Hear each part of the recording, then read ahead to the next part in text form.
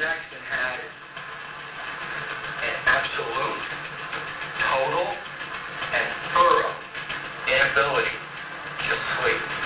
I'm here to get justice for Michael Jackson. Your Honor, I am an innocent man. He was not an anesthesiologist. He was not board certified in cardiology. Conrad Murray was not board certified in any medical specialty. Michael Jackson's death was a homicide.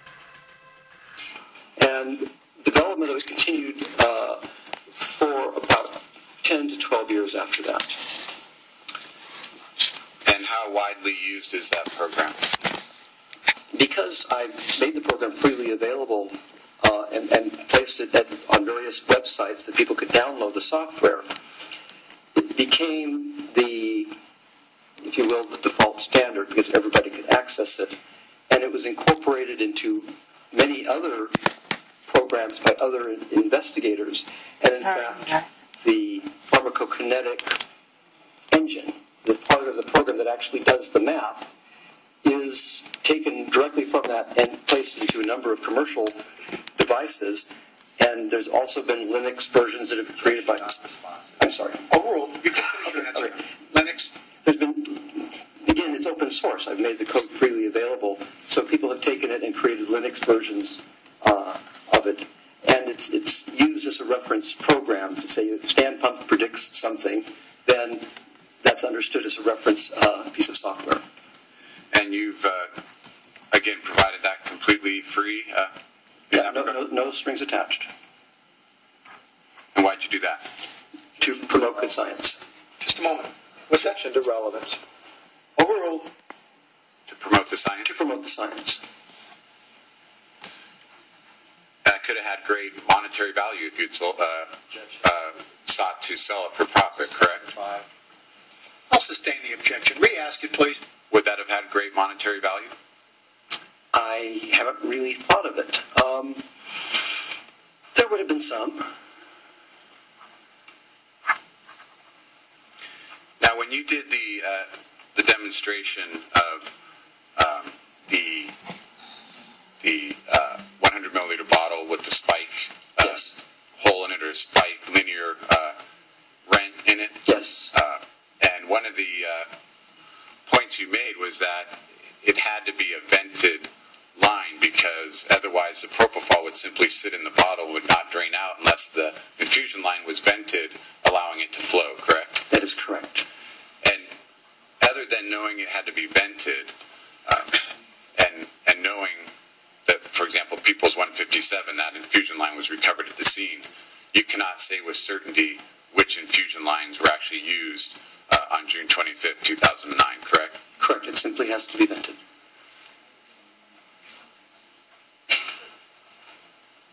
And when you began testifying last, I believe it was Thursday, the October 13th, was it?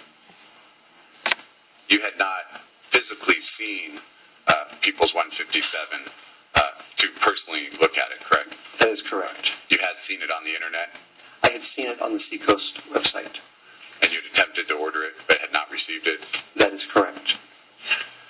And did you have a chance to look at People's 157 this morning? I did. Following your testimony on Thursday, you actually were taken away from this case, at least physically and or mentally, due to a family situation you needed to deal with, correct? That is correct. Had you intended on physically looking at People's 157 earlier than today? Yes. And this was a death in your family? Yes, that's correct. And when you looked at People's 157 today, you observed that it was, in fact, a vented line. It is. That is correct. And People's 157 that I'm holding here today. And if I put it on the Elmo, can you show us to what you're referring? Yes.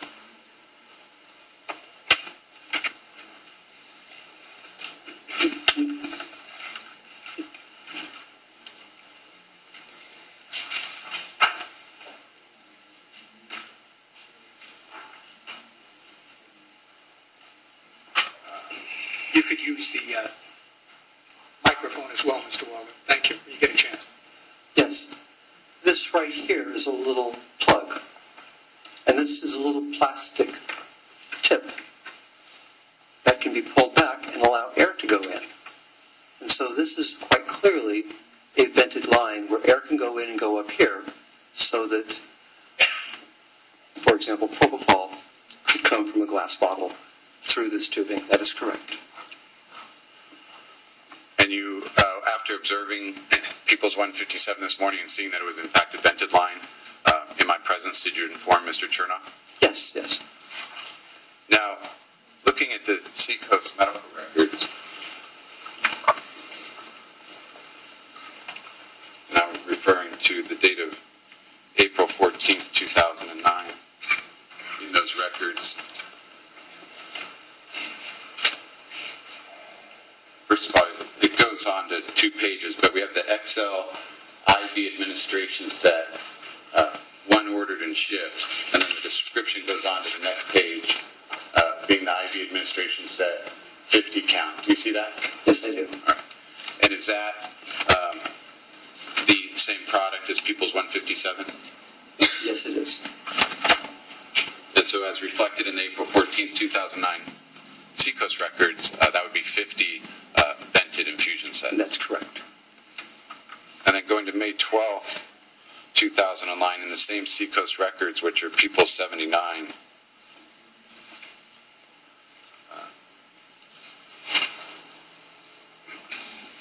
May 12th, you have, you see here the same XL administration set, 50 count, and 2 ordered and shipped. So that's another 100 of these infusion sets? That's correct.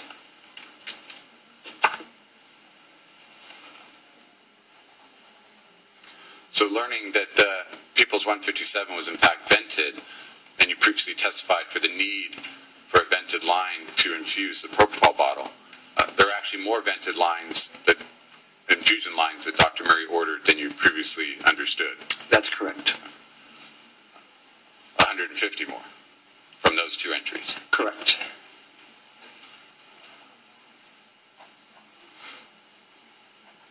Now, in the demonstration that you set up then,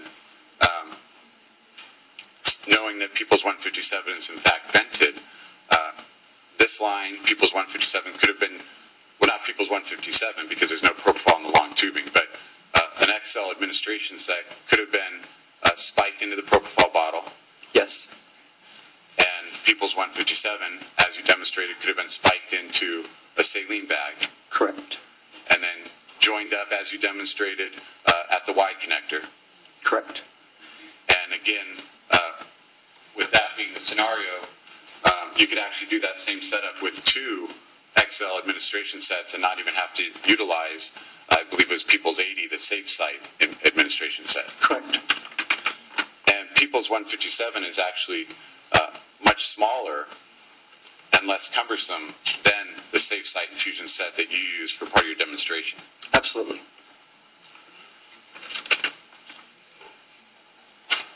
And with that set, assuming 2 XL administration sets were used, it would be the same explanation as you described, with the being consistent with propofol being in the short tubing after the Y port, because that's where the propofol would have entered from the 100 milliliter bottle.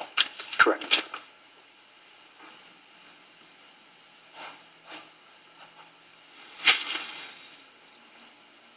You were asked about the IV bag with the slit in it, and you indicated that was unusual, seeing that. Yes. In fact, many things that you've learned Conrad Murray did on June 25th and the time period preceding you found to be unusual from a medical point of view. Yes. Not the least of which is giving propofol in a home setting such as that. Correct.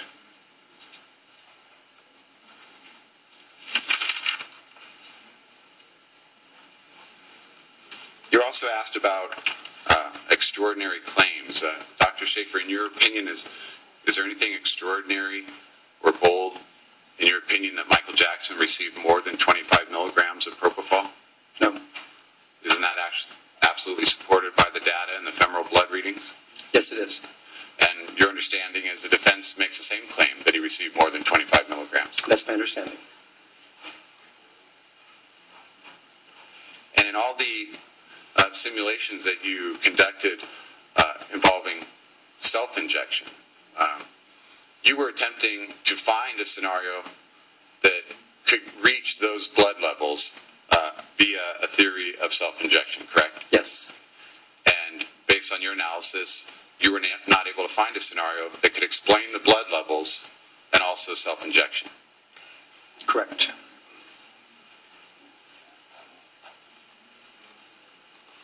You feel there was anything extraordinary about your simulation showing that an infusion line was used and continued to run even after Michael Jackson's heart stopped? No. That's supported by the data you have available to you, correct? Yes, it is. And again, because you're running simulations not only based on the data you have, but by necessity, obviously, needs to result in the blood levels that we know were found. That is correct. Now, in your typical simulation, in a research capacity, you would be presented, I assume, with much more data than is available here. Simulations are usually done based on the dose. And normally I would have a dose, a time, and an amount for the drug delivered. And the only dose information you have here comes from Dr. Murray saying 25 milligrams, which doesn't get you anywhere near the femoral blood level in this case. That is correct. And so what you did is ran through a number of scenarios, trying to figure out, again, a scenario that would explain all the data. Overruled, 802. Is that correct? That's correct.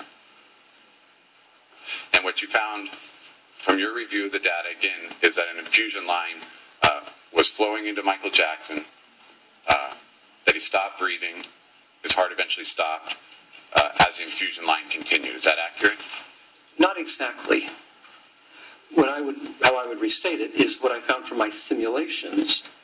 I could not come up with a scenario that would give you the blood levels unless the infusion was running at the time of death.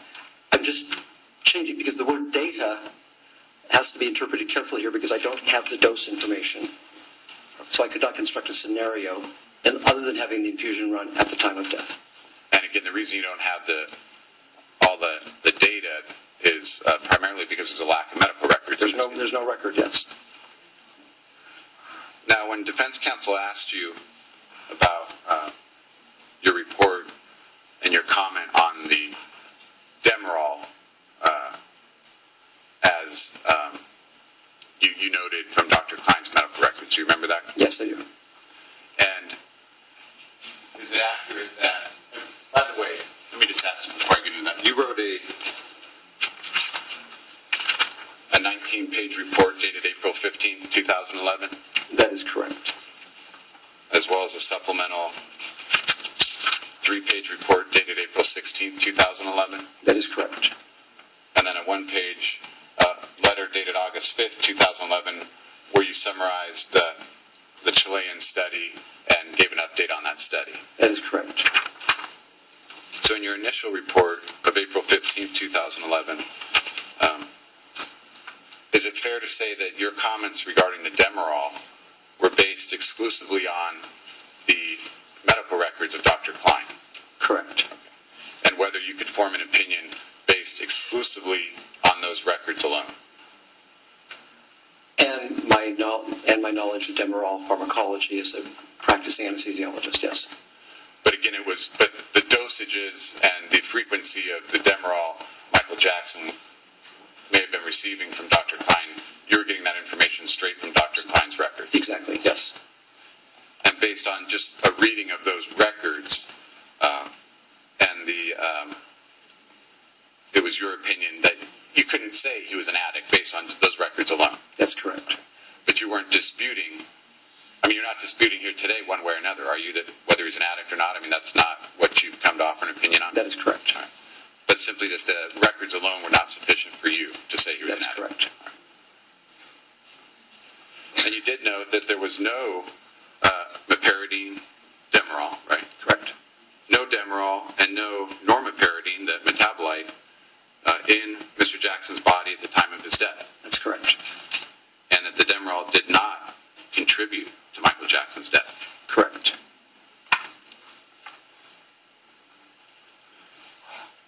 The defense has either directly or through Dr. White, they have requested that you run a simulation for them, and I think they demonstrated it to the jury regarding the 25 milligram dosage. Yes. And you provided that to them? Yes, I did. Did they ever request that you run any simulation? That they requested you run to see if it would reach the blood levels of propofol found in the femoral blood in this case? No, I did not receive that request. If they'd asked you to, would you have done it? Of course.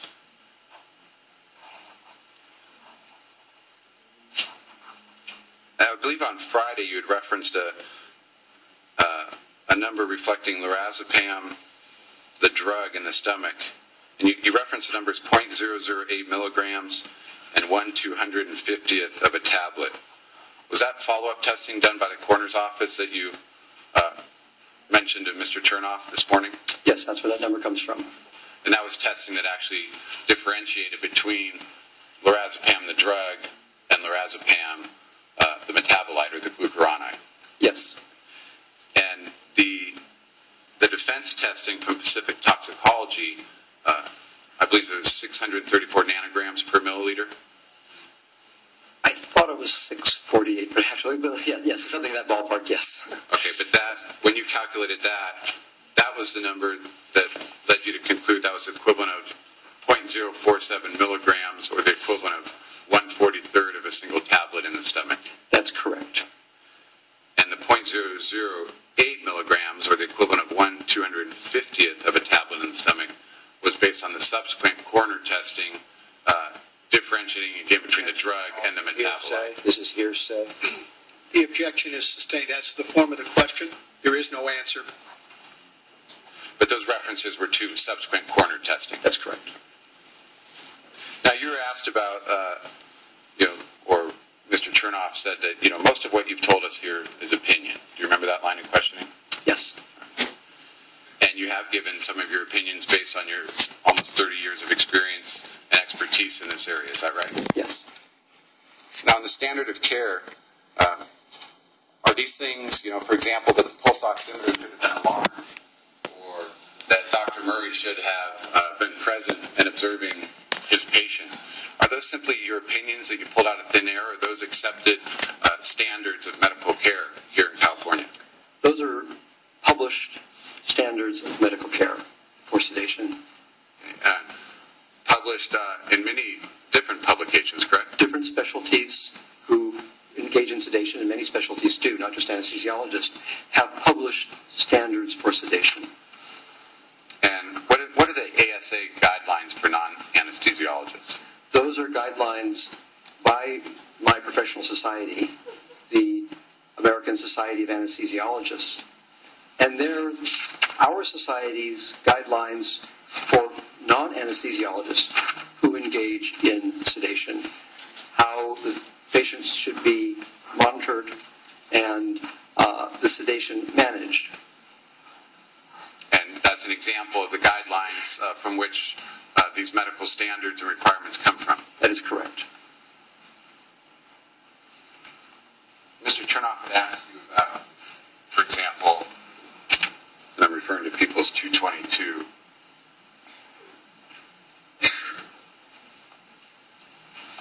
Self-injections, 6 injections, 100 milligrams each.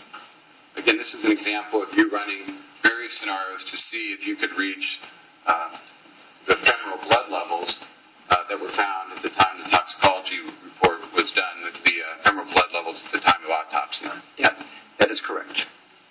And you commented that, in regard to what I'm showing you here, this scenario on the screen, that you would never expect that to happen. You said because, again, in this scenario, the individual has to wake up each time to do a new injection. Yes. Right. Now, taking that statement, though, back to the standard of care and the foreseeability of risks and dangers of propofol, is it your opinion that, based on Conrad Murray's own words, where he said that Michael Jackson liked to push the drugs himself, and that Michael Jackson had a dependency issue with these drugs, is it your opinion that it was entirely foreseeable, if you believe Conrad Murray, that was a risk of harm that Michael Jackson could self-ingest. Leading his witness. He's an expert. Just interpose the objection.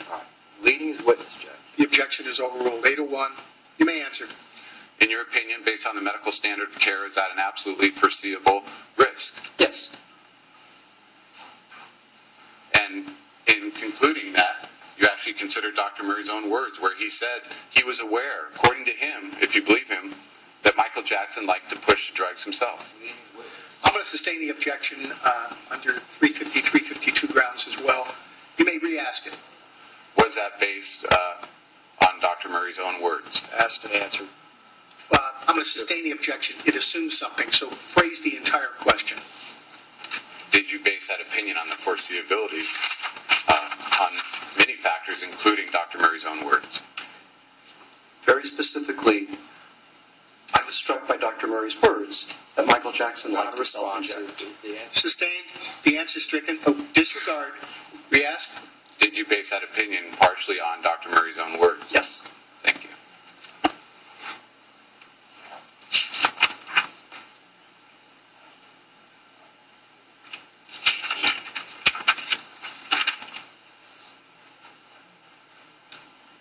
And in your opinion, Dr. Schaefer, is there any factual scenario supported by the data and evidence in this case that explains the femoral blood levels of propofol other than by IV administration, as you have testified to and demonstrated for the jury?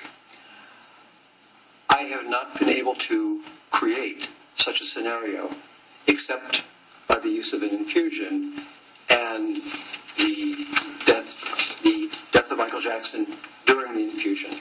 That was the only scenario that I was able to create that was consistent with the femoral blood levels. Thank you, Doctor. Thank you, Your Honor. Mr. Walgren, thank you. This be recross-examination by the defense. Mr. Chernoff. You may. I do have one chart, Your Honor, one simulation. May this be marked People's 223 for identification? It is. Dr. Schaefer, regarding lorazepam, did you in fact do a simulation involving lorazepam IV administration? Again, as correctly noted by defense counsel, showing administration not starting until about 1:30 in the morning on June 25th, 2009. Yes, I did. And a scenario that would work is, just as an example, because again, you don't have medical records, correct? That is correct. 9 doses via IV of 4 milligrams each, starting at 1:30, gets you the femoral lorazepam levels at the estimated time of death around noon. That is correct. And that's what's demonstrated here on People's 223? That is correct. Thank you, Doctor. Nothing further. Mr. Walgren, thank you. Mr. Chernoff, this be recross-exam. Doctor, I assume the last simulation that was provided you did this weekend? Yes, at about 9 o'clock, about 10 o'clock last night. That is correct. Based on the questioning that I asked you, you realized, hey, maybe I'll do another simulation, right? That's correct. And I believe the response by Mr. Walgren was this would work, right? Is that what he said? This would work. I would have to ask it to be read back to me. Let me ask you a different question. Yes, sir. The extraordinary claim that you made in this case, it's certainly not extraordinary that Michael Jackson had to have received more propofol than what Dr. Murray said he gave, right? That's not extraordinary, is it? Correct. That's in fact, based on what Dr. Murray gave and based on what he told the police, you wouldn't even expect any kind of cardiorespiratory event whatsoever, right? As to an incomplete hypothetical, are we assuming other drugs were given, or? The objection is sustained. It may assume facts not in evidence as well. The answer is stricken disregard. Re-ask, Mr. Chernoff. You believe that more propofol was administered into Michael Jackson at some point, don't you? Yes, I do. All right. The extraordinary claim, however, that you made was 100 milliliter infusion based on the demonstration that you provided to this jury. Would you agree that that's extraordinary? It was based on the data. Would you agree that that's an extraordinary claim, the demonstration that you gave to the jury and said occurred in this case? Overruled. The state testimony. You may answer it. Explain. It's an ordinary claim. Well, now we've discovered. Let's look at the IV that you said was used for an infusion. Okay, the IV setup. The testimony. Sustained. The IV setup that you said was used for an infusion. You demonstrated for the jury that this particular IV set was used, and you said it was ordered from Suncoast. You remember saying that? Objection misstates the testimony. Said it was. It doesn't misstate that. Okay. Remember? Okay. You want Wait a me to minute. approach that? No. I'm going to sustain the objection. Re-ask the question. Thank you. Well, then I'm going to have to do it over again. Can I see the exhibit?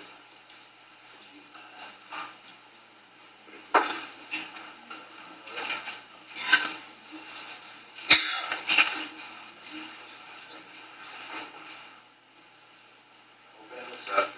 This is going to be People's Exhibit 80. Good. I'm open. Okay? That's fine. I think it's a sealed package. No, that's fine. First witness. Sure. This is what you said to the jury last week was used by Conrad Murray to infuse propofol. Right? No, that misstates my testimony. All right. Was this one of the IV setups that you showed? Yes? I believe so, yes. Is this the IV setup that you said was purchased from Suncoast? Yes. Is this the IV setup you said was used for an infusion pump? Designed for an infusion pump? Testimony that it was used for an infusion. Is it designed for an Just a infusion moment, pump? please. It is designed. Wait a minute. Please. Please, please, please. What's the objection? Misstates the testimony that he said it was used with an infusion pump. Sustained. The answer is stricken. Disregard. Re-ask. Is this designed? Wait a minute. Please. Don't interject. It's an objection. It was Seacoast, not Suncoast. So the record's clear. All right. Seacoast. Re-ask, please. Is that what misrepresented your testimony, that it was Seacoast and not Suncoast? Doctor?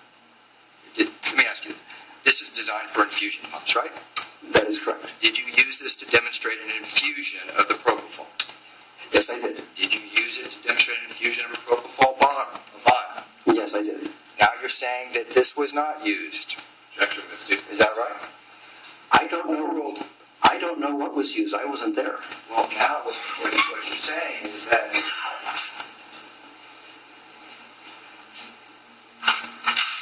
defense WO.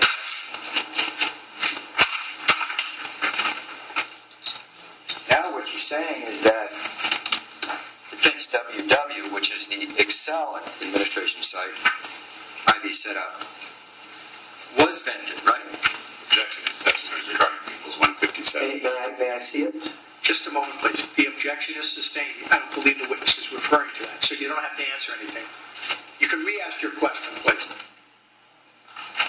All right, we've got a lot of exhibits that have been opened. We need to put them back, though, when you're done using them, so we don't get them confused. Objection is no question. Well, witness is being asked to look at something. Mr. Chernoff's indicating he's opening up something. I want something replaced, though, so we don't have to... Yeah, I'm sorry, Your Honor. There's now 3 sets laying out here. Mr. Chernoff, I don't know if you're through with any of the materials, but since they're exhibits, we need them replaced. Well, I'm not done asking questions about it, Judge. Okay, let's just make clear we don't want them confused. Go ahead. You're making reference to WW now? We replace what is in your hand, Doctor, with People's 157. This is identified as the exact type of IV setup. In fact, this is the IV setup that was found at the scene. Is that right? That is correct. This is the Excel IV setup. That is correct. And this Excel IV setup is vented. Yes, this is the vent port right here. In the analysis that you made, you referred to People's 80 as an IV that was vented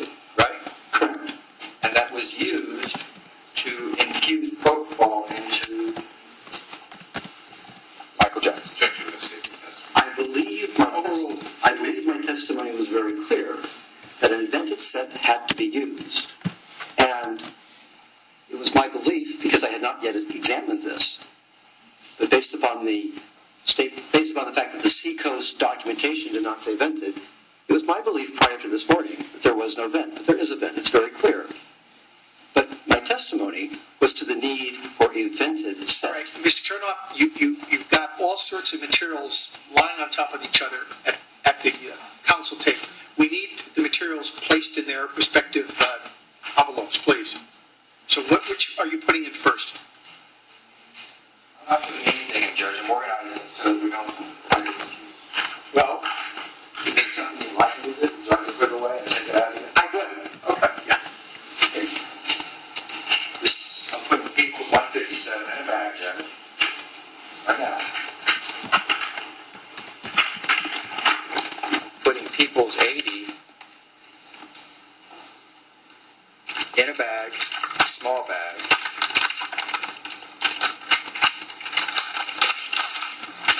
And putting it in a large bag, marked as People's 80. All right? Mr. Walren? I observed that. Okay. Okay. Now I'm taking People's 157 out again. Okay? And I'm also opening up People's 156. Okay? And I'm reaching in and I'm pulling out an ID bag.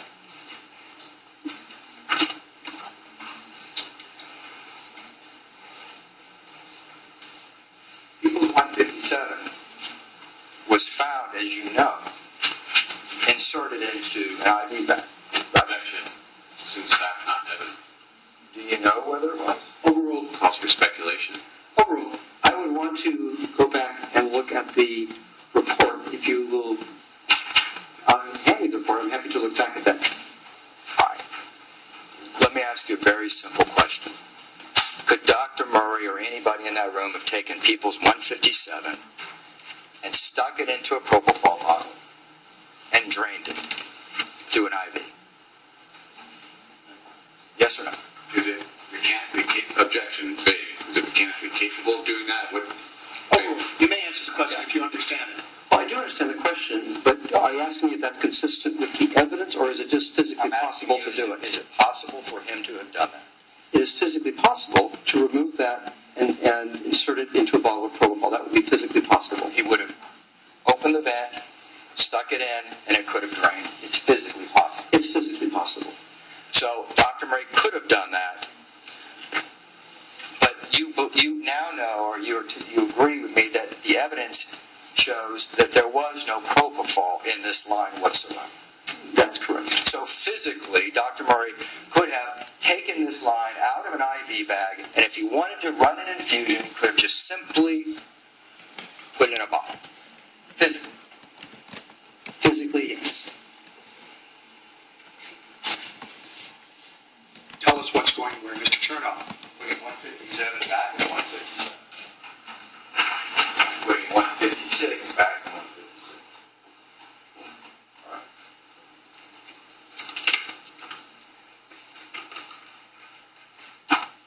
Now it appears that your testimony is, Doctor, that your new theory is that there was actually another Excel line at the scene?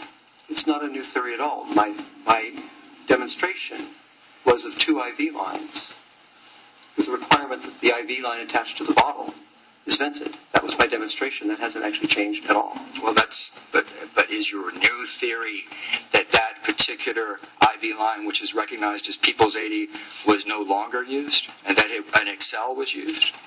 I wasn't there. I don't know which one. I just know a vented set was used. Well, that's true. You weren't there. Fact. The answer, yes? The answer is yes. I was not there. Everything else is stricken. Disregard.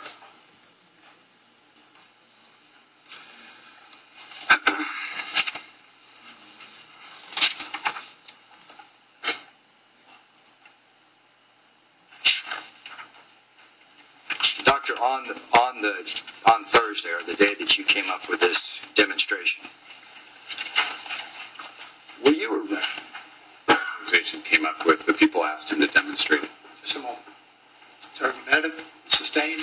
We ask. When the people first approached you to ask you to demonstrate, were you intending to demonstrate the cut IV bag at that time, or were you intending to demonstrate something else? Overruled. You understand it? Yes. You may answer. I was intending to demonstrate the setup for a intravenous infusion. The primary purpose is because the plumbing is not at all obvious to a non-medical person. The need for two lines, one line being the saline line, and one line being the propofol line. Doctor, my question is this. When Mr. Walgren approached you and popped open the tab on the propofol bottle, which was marked as People's 30, were you planning to demonstrate that as a scenario in this case? I was asking the questions of the doctor. He was responding to my questions, Your Honor. I'm going to overrule the objection. You may answer. I don't understand the question. First, Okay. I don't understand the question. Is the answer everything else is stricken? You may re-ask it. You have demonstrated for this jury a propofol bottle propped up in a bag, an IV bag, correct? that is correct. Were you planning to make any other demonstration of any other possible scenario? Overruled. My scenario, can you tell me what you mean by the word scenario? I was trying to demonstrate primarily plumbing. Were you going to demonstrate to the jury another way for that propofol bottle to have infused propofol through that line? Were you? Let me be more specific. Were you about to demonstrate for the jury that propofol bottle was going to hang on that IV stand? Whether or not it hung on the IV stand was irrelevant to my demonstration. I truly cared neither way.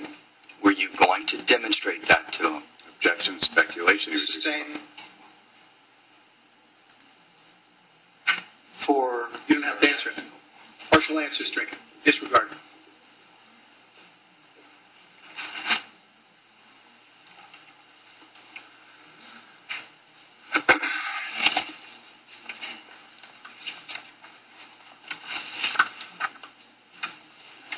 I'll pass the witness.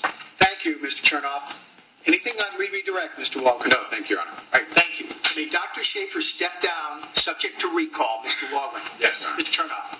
Yes, thank you. Thank you. Dr. Schaefer, I want to thank you for your testimony. Sir, please don't discuss your testimony or the facts of the case with any other witness until we finish the trial. And while you may step down and leave, you are to remain on call, which means you're subject to recall up until the end of the trial. Is that all right? that's all right. Yeah, Thank you, sir. Thank you, sir. May I see counsel?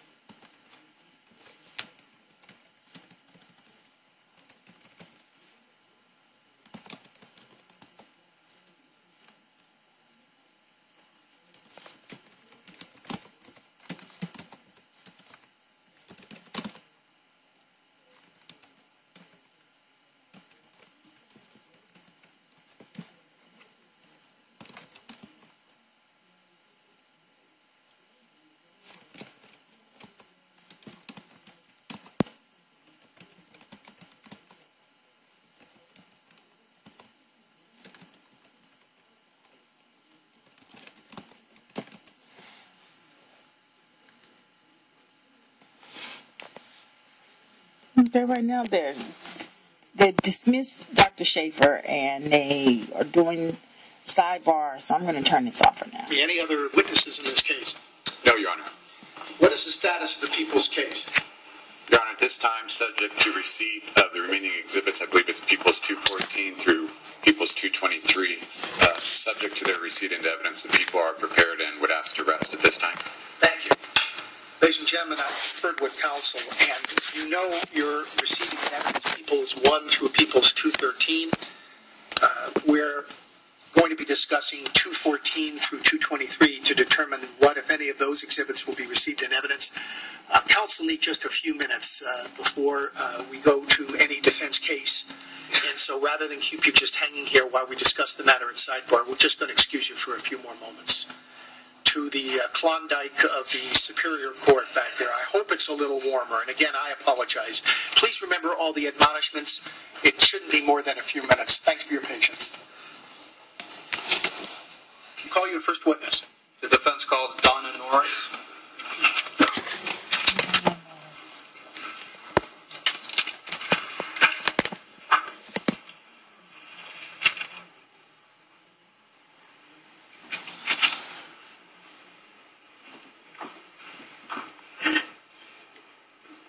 Please raise your right hand. Do you solemnly state that the testimony you may give in the cause now pending before this court shall be the truth, the whole truth, and nothing but the truth, so help you God? Yes. You may be seated. Please state your name for the record. Spell your first and last names. It's Donna Norris, D-O-N-A, Norris, N-O-R-R-I-S. Ms. Norris, good morning. Let me provide you with some introductory instructions, which I give to every witness in every case. Some people think that it's repetitive, but it's always an individual witness, so I'm speaking to you as an individual. Please sit back and relax. Please speak loudly, and that way everyone will hear you. If you are called upon to provide a yes or no answer to a question, answer the question yes or no, and avoid using slang like which can be confusing. And lastly, while you may think you know what a question calls for and want to ask it or answer it quickly, it's important that you wait to hear an entire question before you respond so we don't have people speaking over each other at the same time. Is all of that okay? Yes. Thank you. This will be direct examination by the defense. Mr. Gorgian. Thank you, Your Honor. Thank you. May I approach the witness and remove the cuff, Your Honor? I believe that was the cuff used by Dr. Schaefer. Absolutely. Thank you.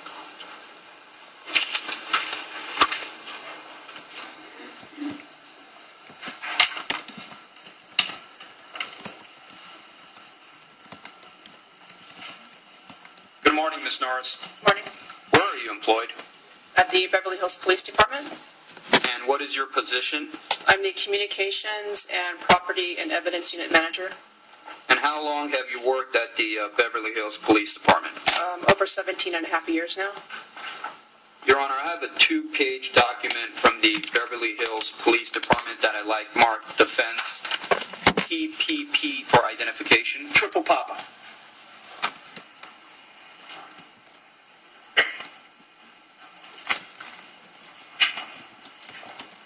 Ms. Norris, showing you what's been marked as Defense PPP, page 1, and Defense PPP, page 2. Do you recognize this document? Yes. And what is this document?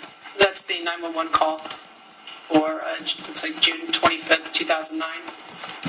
And was this document created during the ordinary course of business during the time of the event? Yes, it was. I'm going to ask that you please explain to us what all these numbers mean. And I'd like to direct your attention, and let's start at the top left corner, the 909-273-4846. Do you see that? Yes. Okay, can you tell us what that is? That's the caller's phone number on the cell phone. So that would be the number that actually dialed 911? Yes. Okay. And Ms. Norris, there's a laser pointer over there in case you want to use it, if that would make it easier. Now, next to that, there is a TK009-1220-18. Can you please tell us what that is? Yes, TK stands for trunk. The Beverly Hills Communications Bureau has 9 lines that ring into its center, and each line is essentially called a trunk. And it hit the trunk 9 at 12:20 and 18 seconds. So after the person with the 909-273-4846 dialed 911, the call first registered at the Beverly Hills Police Department trunking system at 12:20:18. Is that correct? Yes. Okay. Directing your attention to the RI 12:20:21. Do you see that? Yes. And what does that mean? RA means ringing. It just started ringing at the console at 12:20 and 21 seconds. Okay, so that's when the call actually began to ring at the Beverly Hills Police Department. Yes. Okay. And the Communications Bureau, yes. Now next to that there is a C0005 12:20:26. Can you tell us what that means? CO stands for connect. That's when the dispatcher actually pressed the button to pick up the 911 call. And that was at 12:20 and 26 seconds. Okay, so 12:20:26, that's when dispatch actually picked up the phone? Yes. Okay. And next to that there is a TT009 12:20:50. What is that? TT stands for transfer through. That's when the 911 dispatcher pressed the button to transfer the call to another agency. Okay. And do you know where the call was transferred in this case? I only know in this case because I also pulled the audio for this case as well. Okay, and was that to the LA City Fire Department? Yes. So that happened at 12:20:50, correct? Correct. Okay. Now directing your attention to the 3105113029. Can you tell us what that is? That's a fictitious phone number that the phone company assigns to cellular 911 so that it's routed to the correct agency. It's a cell provider thing so that it knows where the call to go. Transfers it. Okay. And next to that there is a DI005 122103. Can you tell us what that is? Yeah, the DI stands for disconnect, and that's when the dispatcher pressed the disconnect button on the console. Okay, and Hung that's up the line. I apologize. And that's the dispatch at Beverly Hills Police Department? That's correct, yes. And that's when they basically hung up the call? Yes. And next to that there is a RLS 122104. What is that? That's when the 911 system actually released the call. So it's no longer in our trunking system. It was released. And next to that there is a DUR000046. What is that? The duration of the call was 46 seconds total. Okay. And that is the duration of the call at the Beverly Hills Police Department, correct? Yes. Okay, that doesn't reflect the amount of time that was then spent with the LA City Fire Department, correct? That's correct. Okay. This one. Directing your attention to 2009/06/25. What is that? That's the date that the call came in. So the date of the 911 call? Yes, June 25th, 2009. Okay. Below that there is a 209 and then open parentheses 909-273 dash, and it looks like it follows to the line below that 4846. And I believe you identified that's the number that had called 911, correct? That's correct. And that's what's reflected on the first entry on the top left corner, correct? Yes. Okay.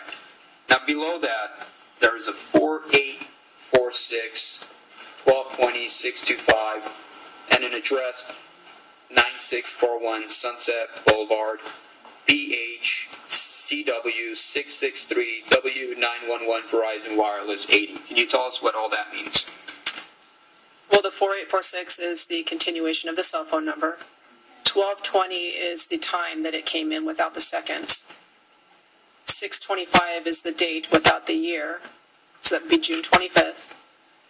Sunset Boulevard, 9641 Sunset is the cell phone tower that this call hit. The CW just stands for California Wireless. The 663 is the Beverly Hills Police Department's ESN number, which is the Emergency Services number. It's a number that the phone company uses to route wireless 911 calls.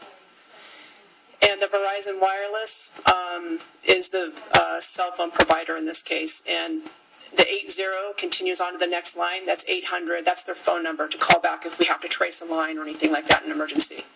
The 4 after that is simply the extension. So the phone number would be 800-451-5242, extension 4. Okay, and the 310-511-3029 is what you testified earlier as being a fictitious number, correct? Yes.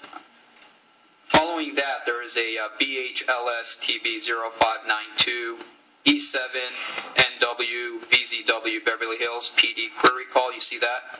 Yes. And what is that? The BHLS means Beverly Hills. That's another way to identify the location of the tower. The TB's Thomas Brothers with page 592, grid E7. The NW VZW is, I believe that stands for the northwest sector of the tower that this particular call hit. And VZW is Cal Nina's name for Verizon Wireless. And it's just saying here that our department, Beverly Hills PD, our 911 system, queried this particular cell phone call for where it was coming from. And the lat line underneath that is another location identification for the tower. And that's the information on the last line. That's the LAT, and it's got some numbers and the LON with additional numbers next to it. That's correct. And that's information related to the cell phone towers? Yes. Okay. And to be clear then, on June 25th of 2009 was when this 911 call was made, correct? Yes. And that 911 call was made by cellular telephone number 909-273-4846, correct? Correct. And that call was first registered at the Beverly Hills Police Department trunking system at 12/20/18, correct? Correct. Thank you very much, Ms. Norris. I have nothing further, Your Honor. Mr. Gorgia, thank you. Cross-examination by the people? No questions. Thank you, Your Honor. All right, thank you. May Ms. Norris step down and be excused, Mr. Gorgia? Yes, Your Honor. Any objection by the people? No, Your Honor. Ms. Norris, I want to thank you for your testimony. Please don't discuss it or the facts of the case with any other witness until we finish the trial. You may step down, you may leave. Thank you. Thank you. Mr. Gorgia? Yes, Your Honor. The defense will call Alex Supal.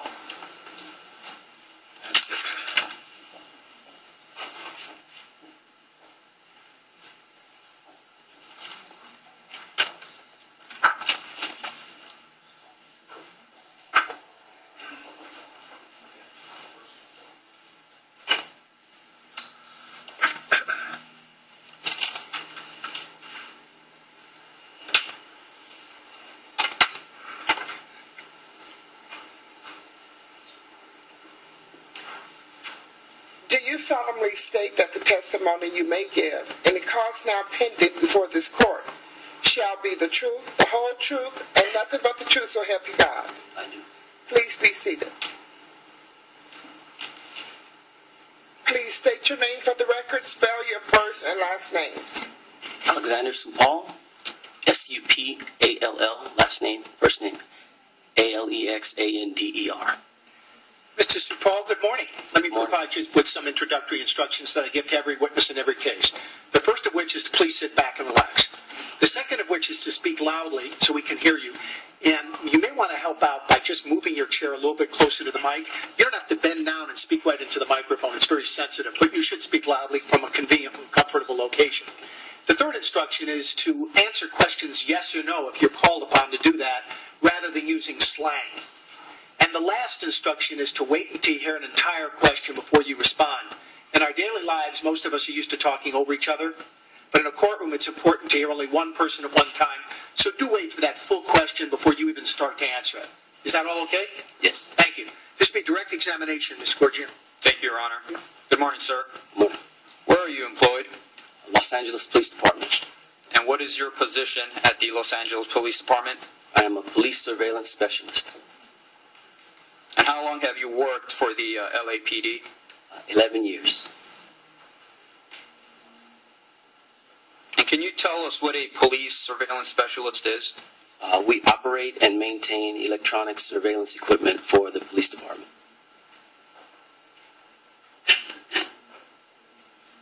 And in certain cases, you're actually asked to go to a scene of an incident and to see whether or not surveillance recording cameras actually exist, correct? Correct. And if they do, for you to retrieve the footage of that camera, correct? Yes. Okay. And what's the purpose of obtaining surveillance camera footage? To capture any incidents that were recorded by digital video recorders. Okay. So you would agree these surveillance camera footage can be very helpful in certain cases, correct? Yes. As you already testified, they in some cases they actually capture the incident at issue, correct? Yes. Okay. Now, directing your attention to June 25th of 2009, were you working on that day? Yes. Okay. And did you receive a call at which time you're assigned to go to 100 North Carrollwood? I did not receive the call. Our office received the call. And your office, is that the SID? It's Scientific Investigation Division, Electronics Section. Okay. So a call came in, and as a result of that call, you were asked to go to 100 North Carrollwood, correct? Yes. And what was the reason of you going to 100 North Carrollwood? To assist with the possible retrieval of video. It came out that they weren't sure how to operate the system, so we wanted to come see if we could actually get some video from the system. Okay, so at the time you received the call, the information was that there were security cameras at this location, correct? Correct. And you were asked to go and assist to see whether or not you can retrieve the footage from the cameras? The operators were not sure how to play back video, so they asked our unit to come out and take a look at it. Okay, and did you respond to the Carrollwood residents alone, or did you have somebody go with you? Alone. Do you recall what time you arrived to the Carrollwood residence? Not the exact time. I believe it was sometime after 6 p.m. Okay. If I were to tell you approximately 7:30, does that seem accurate? Yes. Okay. And when you first arrived to Carrollwood, do you recall who, if anybody else, was there? There were several officers there. I do not recall exactly who. Okay. And when you first got there, what did you do? I checked in at the command post and waited for instructions. We had to wait to get permission to go through the gates. Okay. And do you recall whether or not a Detective Martinez was there at 100 North Carrollwood when you arrived? Yes, Detective Martinez. Okay. And did you speak with him when you arrived to Carrollwood? I believe I spoke with him during we were actually viewing the video. I spoke to Detective Martinez. Okay. And prior to viewing any of the video, did any of the officers tell you what it is they were looking for specifically in the videos? When I first got there, the video could not be played. The security staff weren't able to play it back, so we actually had to find the machine that actually recorded the video. So my initial task was to just find the machine. Okay, so if I understand you correctly, there's one location or one area where there's a monitor that you were able to actually observe what was on the surveillance cameras? Yes. Okay, and that's the one where people were having problems in terms of playing it back? Yes. Okay, so you then proceeded to look for the actual hard drive where the footage is stored? Yes. Okay, and what is that hard drive called? It's called a digital video recorder. Okay. And were you able to find where that digital video recorder was? Yes. Did somebody direct you to where the DVR was? No, I actually traced back the video line, and it went inside the house. So then from there, we got permission to go in the house, and we traced it down to the basement where we found the actual digital video recorder. So the digital video recorder was in the basement of the house? It was like 2 stories down behind the entertainment center or the theater. Okay, and once you were able to locate the digital video recorder, what did you do next? We had to then get a monitor because the monitor was actually up in the guard shack. So we went and got the monitor, came back down, and hooked the monitor up to the digital video recorder right in front of it. Okay, so once you hooked up the monitor to the digital video recorder, at that time you were actually able to view the footage? Yes. Okay. And at that time, who was with you in the, I guess, basement area of the house? That's when I was with Detective Martinez. Okay. Was there anybody else with you? There was a security guard from the house, and I'm not sure if there was anyone else. Okay, and was the security guard Fahim Muhammad? I don't know his name. Okay, but can you describe what he looked like, please? He was a tall African-American male. He was in the security shack when I got there.